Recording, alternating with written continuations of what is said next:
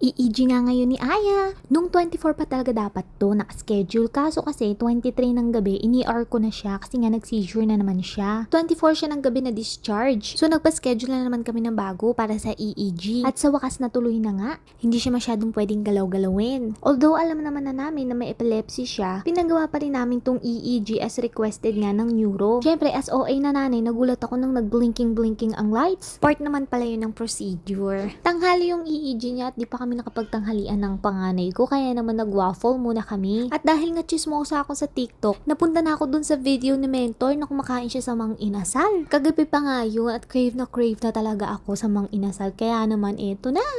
Wala na akong mailagay sa voice over na to, kaya naman ang masasabi ko lang sa lahat ng chismis, no to Paxilica. Gusto nyo yun, hindi lang tataas ang bill ng kuryente natin, pati tubig. Job opportunities nga for thousands of Filipino people, pero gusto nyo yun, yung sinasahod nyo, pampagamot nyo lang sa lahat ng bad effects sa community natin ng Paxilica. Aanhin mo ang trabaho kung sa pagpapagamot lang din ang sinasweldo.